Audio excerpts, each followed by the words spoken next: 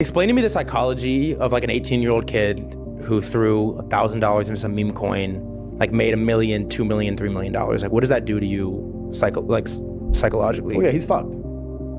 That's the worst thing that could possibly happen to an 18-year-old kid. Can you fix it? Well, only if you make him understand how important hard work is. Yeah. I mean, the best way to fix it is to grab him by his throat, right? And to beat the shit out of him so he learns that his money doesn't actually matter in the real world because the real world is violence. Beat the fuck out of him, he'll start thinking, shit, I need to fight. Now I need to protect myself. Now I feel vulnerable, I feel anxious, I feel afraid. I need to go to the gym, I need to train. That would fix him. Someone needs to kick the shit out of him. So that's the first thing that should happen because that's the real world. Problem is, if you have that kind of money when you're young, you're never gonna wanna work hard ever again. If you've ever worked hard ever at all, you're never gonna end up with a real job, right? You just made $3 million from the sky. You think anyone can tempt you with a wage or a salary or delayed gratification of going and studying in school and getting a 3-year degree so that later on you can get a $100,000 a year job? Never. All you're gonna do is continue to gamble and hope you're gonna pull it off again. What happens when a 19-year-old kid catches a crypto pump on some junk like Shiba? Now he's a millionaire, fine. But a few things have happened. First, his ability to work hard has now been destroyed. He'll never work hard again, right? Because look how much money he made with blind luck. You think he's ever gonna go out there and get a job and take a pay of 50 grand a year and really dedicate? Never. Even if he lost all that money, the only thing he could ever think to do is to just try and get another pump. Mm-hmm. He's a gambler now. He's effectively a gambler for the rest of his life. So his whole work ethic's been decimated. That's the first thing. The second thing that happens when someone like him catches a crypto pump is because he has no life experience, no real world experience, no struggle, etc. He's now, Tristan calls them geese. Geeks? Geese. Geese? Yeah, like geese. Okay. You femise the geese. And femise is another word he made up, but you just femise them. They're femisable. Femise them. He made it up. I don't know what that means. You no do matter how know. many times you You're say a chick. You know what it means. No matter how many times you say a made up word, I don't know. Femise is you turn up with your pretty smile. Okay. Oh, I love you. He gets femised. He gets taken out of the game. He gets femoosed. You have to be able to call a bluff. Trump said it. Trump said in his book, Art of the Deal, you have to know when to walk away from the table. Yeah. You gotta be able to do it. Most dudes never do it to a chick. You know what? The number of hot girls who I've dumped who hit me up years later. Years! And it's because they can't get over in their mind the one guy who dumped me, the one guy who didn't give in, the one guy who didn't care is that Tate fuck. That Tate guy. He's the only guy who didn't give a shit about me. Every other guy gives me what I want. Why didn't he give me what I want? And then they think, I've got to try again to get him to give in. And they end up coming back. Because women aren't even familiar with this. Women don't even go. Most hot girls have never had a dude bail. Ever. No, hot girls don't get kicked out over coffees. So when I did that to her, her brain fried. She couldn't believe it. She thought, she's like, oh, your personality, you're a psycho, trying to think of every reason why I'd kick her out over a coffee. And eventually it clicked. She's like, you know what? I should have just made the coffee in the first place. So I told you. If you're not hated, if you don't have haters, what have you achieved? If there's no one on earth who doesn't dislike you, then you must not have an opinion. You must just be neutral, like goo. You can be the best thing on earth. You can be T-bone steak. Somebody's gonna not like T-bone steak.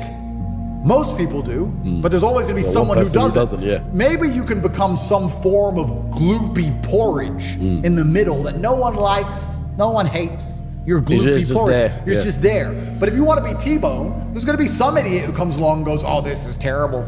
There's going to be some idiot. The world's full of idiots. That's fine. But I'd be very concerned if I didn't have haters. And I'd be very, very worried if the MSM weren't trying to attack me. I kind of feel like that's the perfect proof that I'm on the right path. And I also find it quite flattering that these governments, with all of their problems, of course, they don't care about the people, but they'll divert genuine resource to trying to destroy my influence. I find that quite flattering. That means I must be effective. I must be doing a good job telling men to go to the gym and don't listen to the bullshit. I want to make a point here because when I talk about depression, people always defend it.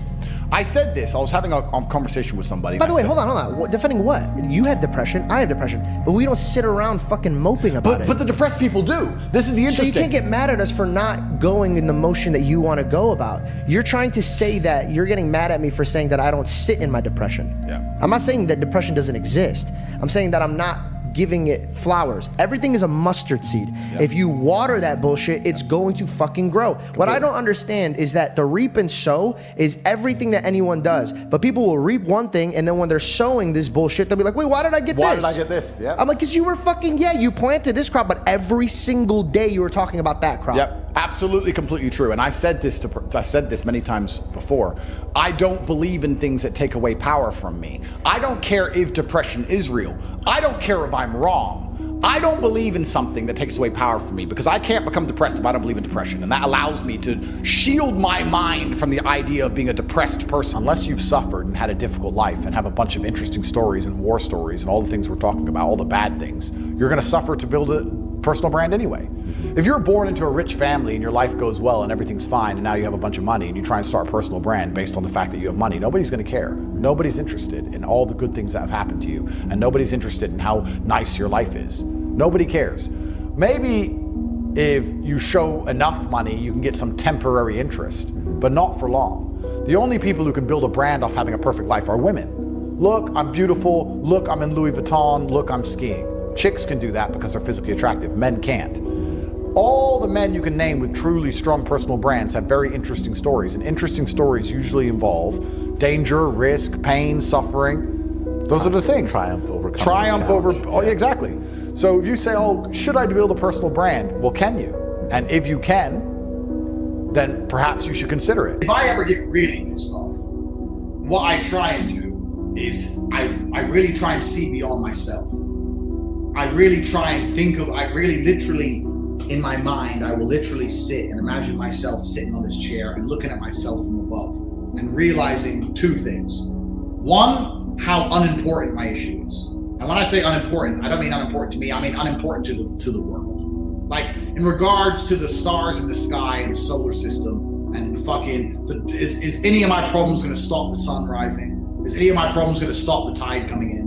Like, it's just the reality of the world is that how much I am upset, it really doesn't matter in the grand scheme of things. That's the first thing. And two, is that anger can be channeled into anything. Anger can be channeled into inaction as much as action. So, like, if a girl really pisses me off, I'll take all that anger and channeling it into not texting her. That's an inaction. But I'll sit and think, you know what? I know what the right thing to do is.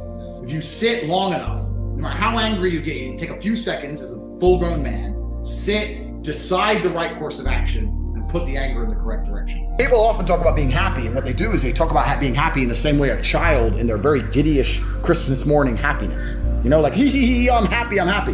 That's never gonna be long lasting. That's gonna be temporary. If you were like that all the time, you wouldn't even get anything done, right? You wouldn't even be a mature adult.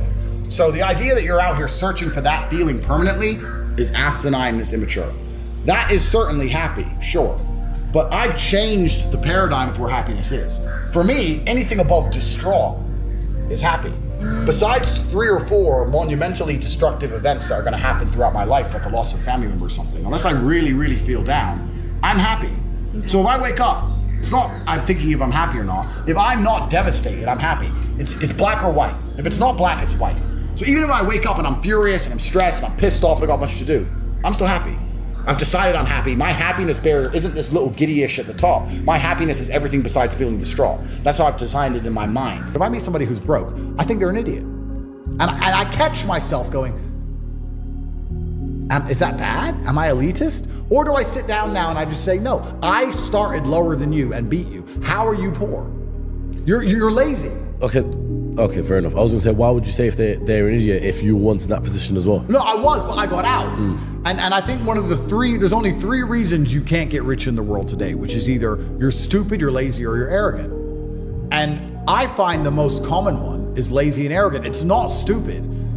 There's nobody at home who is too stupid to become rich. I'm sure anyone watching this podcast right now, if you were to sit down next to me and I were to say, do this, do this, do this, do this, do this, you could do it. Of course you could. But you're too lazy to learn how to do it yourself. And you're too arrogant to listen.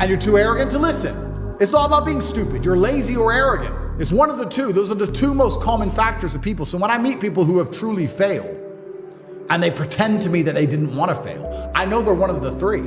And it's usually arrogant. I don't have time for negative people. And especially when negative people come out with their sub stories, I guess I'm kind of fortunate that God has put me through so many difficult things. When people tell me their sub stories, I'm sitting there going, is that it? You're a fuck up because of that? You should have seen what I had to do.